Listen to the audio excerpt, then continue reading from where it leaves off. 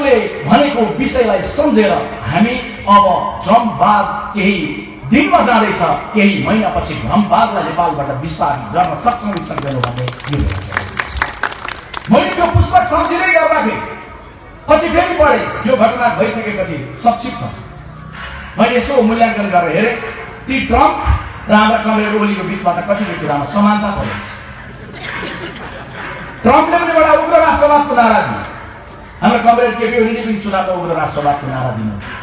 ट्रम्पले उग्र राष्ट्रवादको नारा दिँदै गर्दा मेक अमेरिका ग्रेट अगेन भने बडा सुन्दर नारा भन्यो, तर आप्रवासीहरूमाथि नकारात्मक भयो।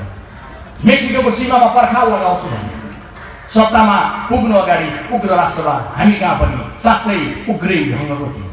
सत्तामा पुगेपछि उता पनि उग्र राष्ट्रवादको रङ खुइल्यो, यता पनि उग्र राष्ट्रवादको रङ खुइल्यो।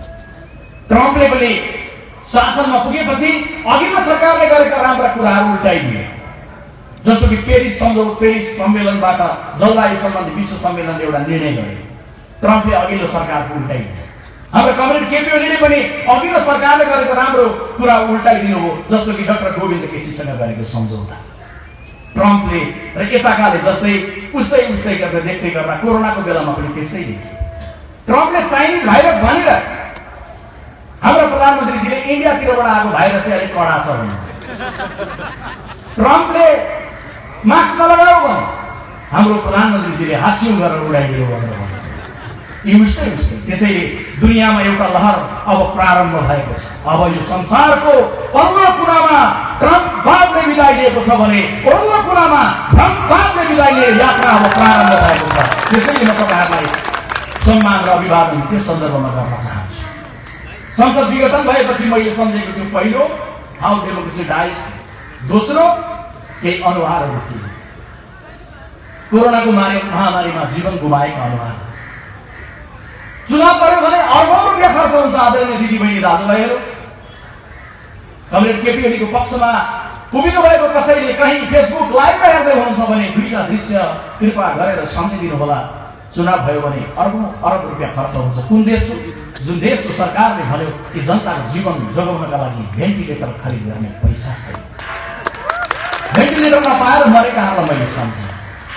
काठमाडौँको कुरामा दिनभरि काम गरेर बेलुकी के खाने भनेर भनिरहेकाहरूलाई लकडाउनले चुलो पनि लक गरिदियो। मैले सम्झेँ संसद विघटन भएपछि हजार ती श्रमिकहरूलाई जसले सयौं किलोमिटर काठमाडौँबाट हिँडेर सानो बच्चाहरू चेपेर गर्भवती महिलाहरूसहित गाउँ गए। अनि मैले यो पनि सम्झेँ, खाडीमा बसेर मेरो देश फर्किन पाऊँ, म बेरोजगार भइसकेँ, मैले पठाएको पैसाले मेरो देशले रेमिटेन्सले देश बनाउँदैछ, आज म अप्ठ्यारो परेको छु, मलाई पठाइदेऊ, जहाज पठाइदेऊ, चाँटो प्लेन पठाइदेऊ, छटपटिएका युवाहरू सम्झे। अनि मैले सम्झेँ जब सरकारले 6 महिना पछाडि प्लेन पठाउन त पठायो, रेमिटेन्स तिरेका ती युवालाई निःशुल्क उडाएर ल्याएन, उसले महँगो टिकट पनि भिडाएर पठायो। संसद विघटन भएपछि मैले सम्झेँ महाकाली नदीको पारी यो देश मेरो पनि हो, मलाई मेरो देश प्रवेश गर्न दियो भनेर महाकाली नदीको पारी नारा लगाइरहेकाहरूलाई सम्झेँ। अनि मैले यो पनि सम्झेँ कि यी सबैले गएको निर्वाचनको बेलामा देखेका सपनाहरू, उनले देखेका सपनाहरू के थिए र उनले राज्यबाट के कुरा गरे। अनि मैले संसद विघटनपछि तेस्रो अनुहार सम्झेँ। तेस्रो अनुहार मेरो आवाज पर बसेर सुनिरहनु भएको छ भने नेपाल कम्युनिस्ट पार्टी बनाउनलाई, नेपाल कम्युनिस्ट पार्टी जिताउनलाई खट्नुभएका कम्युनिस्ट पार्टीका युवाहरू सम्झे, तिनको मन मस्तिष्क भावनाहरू सम्झे। सत्ताको लडाइँमा जसको नेताले तिनको भावनाको अवमूल्यन गरे, तिनले रगत दिए। माओवादी पार्टीमा हुनुहुन्थ्यो नेकपा बन्नु अगाडि भने कमरेड एकैछिन सम्झिदिनुहोस् त ती दिनहरू, रगत दिन पनि तयार, रगत दिन पनि तयार।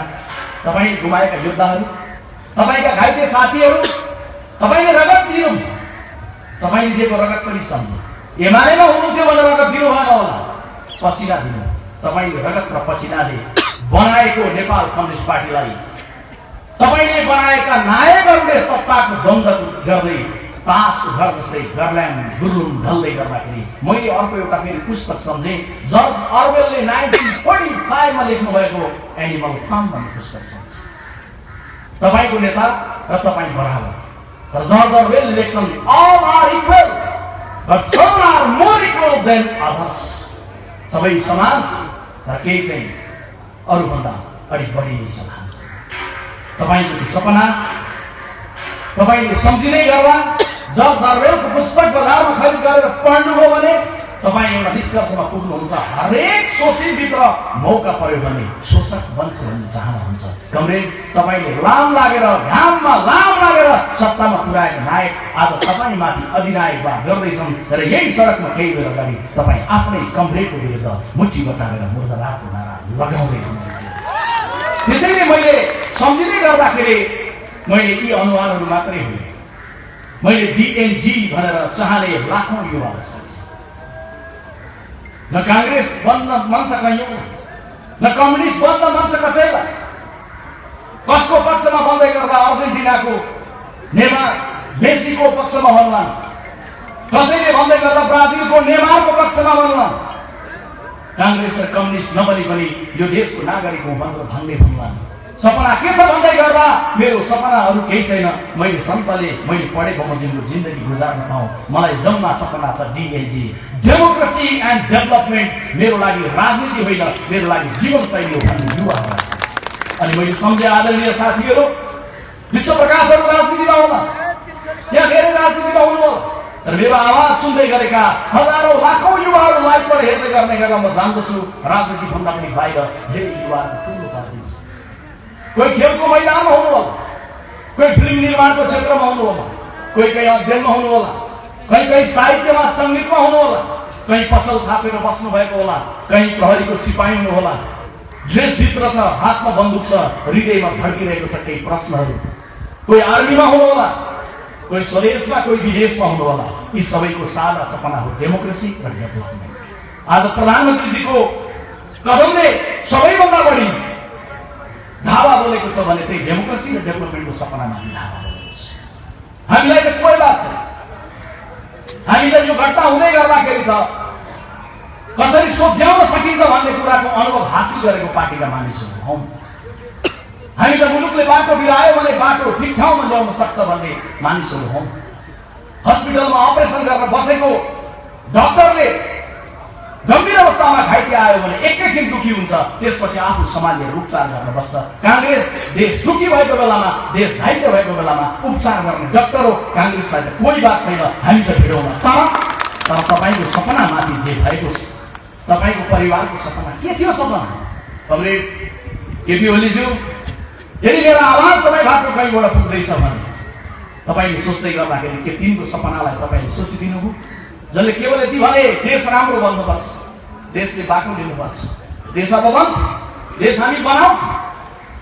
आज असंख्य युवाहरू जो राजनीतिमा हुनुहुन्न, आज राजनीतिले बाटो बिराएको बेला मेरो दलले आवाज उठाउँदा उठाउँदै, घचघचाउँदा घचाउँदै, सञ्चार माध्यमले, मिडियाले घचघचाउँदा घचघचाउँदै, तपाईले भर गरेर बनाएको शासकले तपाईको सपनामा घात गरेको बेला म राजनीतिको तर्फबाट ती असंख्य लाखौं युवाहरूसँग क्षमा याचना गर्न चाहन्छु। राजनीतिले बाटो बिराएको बेला क्षमा याचना गर्ने हृदय पनि हामी राख्दछौँ। मैले बेला बेला भन्ने गरेको छु, डिजेल पनि त्यही मोटरमा मिसाइयो, पेट्रोल पनि त्यही मोटरमा मिसाइयो, इन्जिन सिज हुन थियो, सिज भयो। मैले सम्झे त्यति मात्रै होइन रहेछ। हेर्दै गर्दाखेरि कोदो र तोरी उस्तै देखिन्छ। कोदोलाई अलग्गै पिस्यो भने रोटी बन्छ, मदिरा बनाउनेले मदिरा बनाउँछ, तोरीलाई अलग्गै पेल्यो भने स्वादिष्ट तेल बन्छ। तर जब कोदो र तोरी दुईटैबाट केही फरक पदार्थहरू बन्छन् भन्ने कुरालाई अलग अलग रूपमा नराखेर जब एकै ठाउँमा राखेर पेसिन्छ, न त्यसबाट मदिरा निक्लिन्छ, न त्यसबाट तेल निक्लिन्छ केवल पिना मात्रै। आज सिंहदरबारबाट त्यही पिना मात्रै निक्लिरहेको छ। करिबन 1 दर्जन जति प्रश्नहरू, केही सैद्धान्तिक प्रश्नहरू, केही व्यवहारिक प्रश्नहरू, केही आजका प्रश्नहरू, केही भोलिका प्रश्नहरू, केही सुदूर इतिहासको, केही सुदूर भविष्यका प्रश्नहरू तपाईहरु समक्ष राख्न चाहन्छु। पहिलो प्रश्न उच्च श्रद्धाका साथ, उच्च सम्मानका साथ पहिलो नम्बरमा म प्रधानमन्त्रीजीलाई प्रश्न गरौँ। कमरेड मदन भण्डारीले जनताको बहुदलीय जनवाद भन्ने एउटा विचारको झोला यहाँबाट बोकाउनु भएको छ। मदन भण्डारीले बहुदलीय जनवाद नाम गरेको एउटा विचारको झोला यहाँलाई बोकाउनु भएको थियो। 50 साल जेठको 3 गते मदन भण्डारीको भौतिक विदाई भयो। 2050 साल जेठको 3 गते विदाई भएको ठीक 25 वर्षपछिको बेलुकी तपाईहरुले मदन भण्डारीको भौतिक पछाडि मदन भण्डारीको तपाईहरुले वैचारिक विदाई गर्दिनु। बालुवाटारमा बस्छ बौद्धले जनवादलाई खोपाको भीमसेन बनाइदिनु। आज मैले तपाईलाई सोध्दाखेरि सोध्नुपर्छ कमरेड, मैले सोध्नुपर्छ भन्दै गर्दा मेचीदेखि महाकालीसम्म रहेका एमाले हौ भनेर भन्ने हरेक युवाले आफ्नो मन मस्तिष्कबाट सोध्नुपर्छ कमरेड, मदन भण्डारीले बोकाउनु भएको बहुदलीय जनवादको झोला यो देशको कुन खोलामा लगेर तपाईले विसर्जित गर्नुभयो तपाईले सोध्नुपर्छ।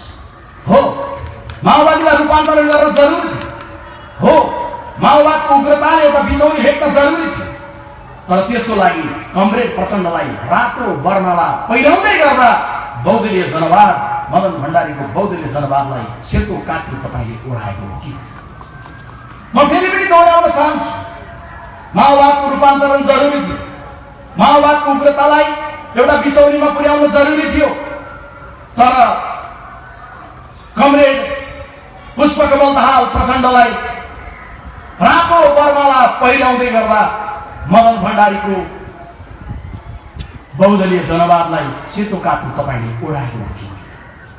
त्यसैले यो बेलामा सत्ताको न्यानोमा जबजलाई बिर्सिएको बेला मैले कमरेडलाई भन्नै पर्छ कि मदन भण्डारीको त्यो विचार छोड्यो भन्नेलाई तपाई जवाफ के दिनुहुन्छ? मदन भण्डारीको तस्बिर ल्याउन्, बहुदलीय जनवाद छोड्नु भनेको मदन भण्डारीको विचार र बाटो छोड्नु। सायद उहाँले भित्री बैठकमा कतिपय बैठकमा भन्दै गर्दा हामीले छोडेको छैनौँ भन्दै गर्दाखेरि म सम्झिन्छु भारतमा जब नेहरू प्रधानमन्त्री हुनु 1947 त्यसको 5-7 वर्ष पछाडि एउटा प्रश्न उब्जिन थाल्यो कि नेहरूको सरकारले गान्धीको मार्ग छोड्दैछ, महात्मा गान्धीको बाटो छोड्दैछ। त्यो बेलामा पुष्पन सिंह नाम गरेको एकजना लेखक हुनुहुन्थ्यो, 32-33 वर्ष, 1914 मा जन्मिनुभएको पुष्पन सिंह 32-33 वर्षको हो। उहाँले एउटा लेख लेख्नु, अरे तुम कहते हो कि नेहरू की सरकार ने गांधी के मार्ग छोड़ दिया, अरे तुम कहते हो कि नेहरू की सरकार ने गांधी मार्ग छोड़ दी, नहीं, अरे दिल्ली से आगरा जाने वाले रोड देखो उसका नाम भी गांधी मार्ग रखा है, अरे कलकत्ता में भी एक पुराने रास्ते के नाम बदलकर एमजी मार्ग यानी कि महात्मा गांधी मार्ग रखा है, इधर से चलो, इस रास्ते से चलो या उस रास्ते से चलो, चल तो तुम गांधी के मार्ग में ही चल रहे हो, कहां छोड़ दिया नेहरू की सरकार ने गांधी मार्ग। आज कमरेड केपी ओलीले सत्तामा पुगे पछाडि ठाउँ ठाउँमा बाटोको नाम राख्नु। म त्यो जिल्ला झापाको मान्छे हो, जो जिल्लाको पूर्वी भागमा मेरो घर पर्छ र जुन जिल्लाको पश्चिमी भागमा मेरो देशको प्रधानमन्त्रीको घर पर्छ। मैले हुर्केको बढेको गाउँमा बाहुनडाँगी भन्ने ठाउँ छ। त्यो बाहुनडाँगीको पाटापुरबाट कांग्रेसकै पालादेखि खनिँदै आएको बाटो थियो, जसलाई पश्चिम आउँदै गर्दाखेरि धरान हुँदै अनि सुदूरपश्चिम पुग्दै गर्दा ठाउँ ठाउँमा खोलिएका ट्र्याकहरूले डडेलधुराको जोगबुढासम्म पुग्थ्यो। पहिले कोलिराखेको बाटो, त्यसलाई लिङ्क गरिराखेर नाम राखियो मदन भण्डारी मार्ग। अनि कसैले सोध्यो भने मदन भण्डारीको बाटो छोड्यो भन्यो भने हेर न बाहुनडाँगीदेखि जोगबुढासम्मको त्यो पुरानो बाटोलाई नाम राखेको छ नि, कहाँ छोड्यो मदन भण्डारीको बाटो? आज प्रधानमन्त्रीजीले भन्न सक्ने अवस्था थियो। त्यसैले मैले पहिलो प्रश्न प्रधानमन्त्रीजीलाई गर्न चाहे, प्रधानमन्त्रीज्यू मदन भण्डारीले बोकाउनु भएको बहुदलीय जनवादको झोला यो देशको कुन खोलामा लगेर बिसाउनु भएको छ? दोस्रो प्रश्न स्वाभाविक छ, सोध्नुपर्छ कमरेड प्रचण्ड, यहाँलाई म बडा सम्मानका साथ आग्रह गर्छु, यहाँ नायक नै हुनुहुन्थ्यो। सशस्त्र विद्रोह यहाँको नेतृत्वमा भयो, हामीले प्रशस्तै आलोचना गरेका थियौँ, गर्छौँ। सशस्त्र विद्रोह शान्तिपूर्ण रूपान्तरण गर्न तपाईँ गिरिजा प्रसाद कोइरालाको नेतृत्वमा सेफ ल्यान्डिङमा आउनुभयो, हामी प्रशस्तै सम्मान गर्यौँ, हामीले अहिले पनि सम्मान गर्छौँ। तर तपाईँ त विद्रोहमा जाँदा पनि नायक हुनुहुन्थ्यो, शान्ति प्रक्रियामा आउँदा पनि गिरिजा प्रसाद कोइरालाले जाँदै गर्दाखेरि राम्रोसँग समालेश है कमरेड भनेर भन्नुभयो, तपाईँ नायकै हुनुहुन्थ्यो। तर कमरेड केपी ओलीजीसँग यो 3 वर्षको अवधिमा चुनावदेखि केवल एक थान प्रधानमन्त्रीको लागि नायकत्व विसर्जन किन गर्नुभयो? तपाईँले विसर्जन गरेको नायकत्व विसर्जन गर्दै गर्दाखेरि तपाईले बिर्सिदिनु। तपाईको परिभाषा, तपाईले बोलेका भाषणहरू, तपाईका रेकर्डेड दस्तावेजहरू स्वाभाविक पार्टीको सूचना सञ्चार र प्रसार विभागको प्रमुख भएको नाताले साथीहरूले तयार गरेको टिम बमोजिम निरन्तर डकुमेन्टहरू हेर्ने अवसर म पाउँछु। उहाँले विगतमा भन्नुहुन्थ्यो एमाले भनेको संशोधनवादी पार्टी, एमाले भनेको दलाल पुँजीवाद पक्षधर पार्टी। तपाईको नायकत्वलाई लगेर तपाईले त्यहाँ बिसाउनुभयो। केवल एक थान प्रधानमन्त्री, आलो पालो प्रधानमन्त्री प्राप्तको लागि। तर जब तपाईले गम्भीर धोका पाउनुभयो, यो धोका पाइसकेपछि सायद यस बेला तपाईले दुईटा अनुहार झलझली सम्झेको हुनुपर्छ कमरेड प्रचण्ड। दुईटा अनुहार। पहिलो अनुहार तपाईको लागि रोल्पा रुकुमको गाउँदेखि देशका दूर दराजका गाउँमा रगत बगाएका कार्यकर्ता, अनि दोस्रो अनुवाद तपाईलाई डोर्याउँदै शान्ति प्रक्रियामा लिएर आउने गिरिजा प्रसाद कोइरालालाई। कमरेड, देशका विभिन्न ठाउँमा तपाईहरु सभामा जाँदै हुनुहुन्छ, जेल लगाएका कपाल सुमसुम्याउँदै, कुम हल्लाउँदै, हातका औँलाहरू यसरी चलाउँदै कृपा गरेर मलाई चाँडै भनिदिनु होला। म सुन्न चाहन्छु तब कि कमरेड प्रचण्डको मुखबाट कि आज मलाई केपी ओलीजीको यो कदम पछाडि गिरिजा प्रसाद कोइरालाको सम्झना झलझली आएको छ। साँच्चै कमरेड, यो बेलामा गिरिजा प्रसाद कोइरालाको सम्झना तपाईलाई आएको छ, किनभने जुन बेलामा बालुवाटारमा प्रधानमन्त्री केपी ओली नजिक रहेकाहरूले भनिरहेका छन् कि कमरेड प्रचण्डले धेरैलाई धोका दिए, कमरेड प्रचण्डले धेरैलाई धोका दिए, कमरेड प्रचण्डले धेरैलाई धोका दिए, कमरेड प्रचण्डलाई सबक सिकाउने बहादुर एउटै रहेछन् कमरेड केपी ओली भनेर बालुवाटारका मानिसहरूले भनिरहेको बेला तपाईलाई गिरिजा प्रसाद कोइरालाको सम्झना झलझली आएको छैन? तेस्रो प्रश्न म वरियता क्रमअनुसारै कमरेड माधव कुमार नेपाललाई भन्नु। कमरेड माधव, कमरेड करिब 1.5-2 वर्ष अगाडि तपाईले एक दिन बालुवाटारमा बिहानै पुगेर ह्यापी बर्थडे भन्नुभयो। तपाईले बिर्सिनुभयो। ह्यापी बर्थडे तपाईले भन्नुभयो सम्माननीय प्रधानमन्त्रीजीलाई। प्रधानमन्त्रीजीले अँध्यारो अनुहार लाएर तपाईतिर हेरेर भन्नुभयो चाहिँदैन। तपाईले त्यो बेलामा सुनेको शब्दहरू तपाईको मात्र अपमान थिएन, हामी नेपालीको संस्कारको अपमान। कसैले पनि कसैलाई ह्यापी बर्थडे भन्दै गर्दा अँध्यारो अनुहारमा रौद्र रूप धारण गरेर चाहिँदैन भन्ने कुरा हाम्रो संस्कारको विषय हो। त्यसको केही समय पछाडि 2075 साल असोज 11 आजबाट दिन गणेर ल्याउँदा 2 वर्ष 3 महिना 13 दिन अगाडि 2 वर्ष 3 महिना 13 दिन अगाडि कमरेड माधव कुमार नेपाल तपाईले संसदमा उभिएर भन्नुभएको थियो वर्तमान परिप्रेक्ष्यमा यो देश डुब्न लाग्यो, कोही माझी छ भने बचाइदियो। कमरेड तपाईले भन्नुभएको हो कि तपाईले भन्नु देश पुरै डुबेको प्रतीक्षा गरेर किन बस्नु? कि आज पनि देश केवल डुब्न लाग्दैछ कि समुद्र नभएको देश डुब्दैन? मैले तपाईलाई यो प्रश्न गर्न चाहन्छु।